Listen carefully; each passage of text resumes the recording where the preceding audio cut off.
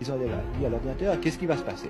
L'ordinateur a montré que si tout continue de la même façon, vers les années 2030 à peu près, approximativement, donc dans 50-60 ans, il y aura une chute brutale de la population d'à peu près les 2 tiers. On peut dire réellement, sérieusement, aujourd'hui que l'humanité est menacée. Oui, certainement. Il est extrêmement difficile de donner un délai, si vous voulez. À quel moment est-ce que ça sera le plus à quel moment est-ce que ça sera la catastrophe? Ça c'est difficile. Eh bien, ce qu'on peut dire, je crois que là, ça a été étudié par différents groupes, en particulier le fameux groupe de Rome, qui est un des groupes de savants de très haut niveau, vraiment extrêmement modérés et prudents et précis dans la méthode de travail, qui ont travaillé avec le MIT, c'est-à-dire le Massachusetts Institute of Technology de Harvard, Boston, et ils ont quand même étudié les choses de façon très approfondie et précisément dans ce domaine de prospective pour tâcher de voir un petit peu combien de temps on pouvait courir sur notre lancée actuelle. Et ils ont mis le programme, ils ont programmé, si vous voulez, tout ceci sur des ordinateurs et ils ont en particulier fait jouer les données principales suivantes, les investissements en capital, ou le niveau de vie, ce qui revient à peu près au même, la population, le taux d'accroissement de la population, l'exploitation des ressources naturelles, la pollution et la production d'alimentation. Et ils ont mis ceci, si vous voulez, je schématise un petit peu parce qu'on ne veut pas consacrer trop de temps maintenant, ils ont mis tout ceci dans un ordinateur, ils ont dit à l'ordinateur, qu'est-ce qui va se passer? L'ordinateur a montré que si tout continue de la même façon, vers les années 2030 à peu près, approximativement, donc dans 50-60 ans, il y aura une chute brutale de la population d'à peu près les 2 tiers. Notez bien que ces 2 tiers, c'est un chiffre qu'on retrouve dans toutes les grandes catastrophes naturelles chez les animaux, quand il y a des explosions de population chez les insectes ou chez les fameux lemmings, vous savez, ces petits rongeurs, etc., ou même chez des cerfs, des chevreuils, etc., on retrouve ce même chiffre. À peu près les 2 tiers de la population disparaissent au moment où il y a eu un excès de population, une explosion de la population. Mais est-ce qu'on peut sérieusement imaginer que c'est aussi dramatique? Oui, attendez, vous allez voir, il faut continuer un petit peu ceci. Alors là-dessus, ils ont dit, bon, mais qu'est-ce qui se passe si on fait un effort énorme et on réduit la pollution de temps et temps? Totalement insuffisant, 2030, même catastrophe.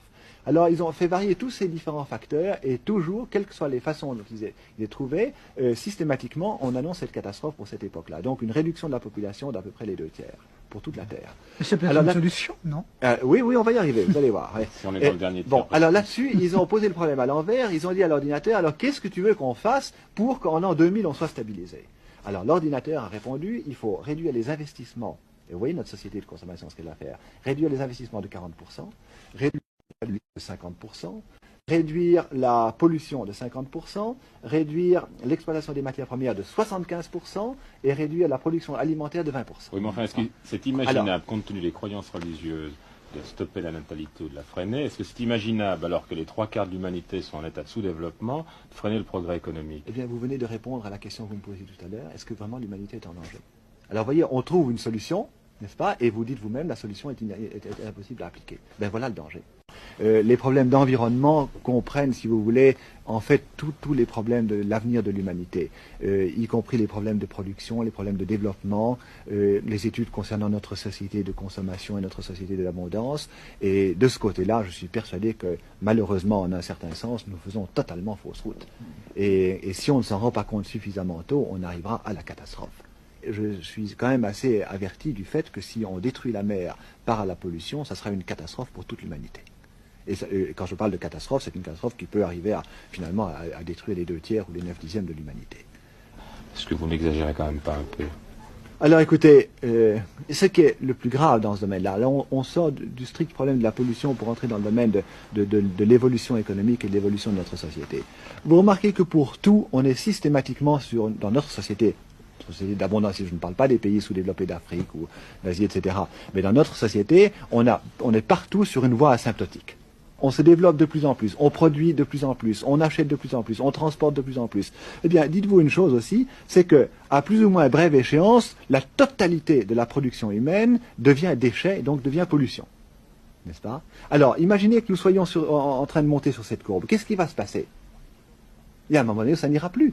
Oui, mais enfin, il y a eu à toutes les époques des gens qui ont poussé des cris d'alarme et chaque fois le progrès a permis de trouver des solutions. Prenez l'exemple de Malthus. Ben voilà, précisément, Malthus l'avait déjà dit. Malthus avait dit déjà à ce moment-là qu'on courait à la catastrophe. Mais il a dit ça à son époque, et jamais aujourd'hui l'homme n'a été si bien portant. Pas du tout. Jamais aujourd'hui l'homme n'a été tellement en danger. On peut être très bien portant jusqu'à la veille d'un accident. Si vous roulez en voiture sur l'autoroute, vous êtes en parfaite santé une seconde avant votre accident. Enfin, disons, aujourd'hui, on vit mieux qu'on vivait au 19e à l'époque de Malthus. Oui, mais nous vivons mieux, ça c'est un effroyable égoïsme de dire ceci, parce que nous vivons mieux, nous, personnellement, c'est entendu, mais il n'y a pas assez de matières premières, il n'y a pas la possibilité de faire vivre le monde entier, c'est-à-dire les 3,8 milliards que nous sommes sur la Terre maintenant, à ce niveau de vie que nous avons nous-mêmes.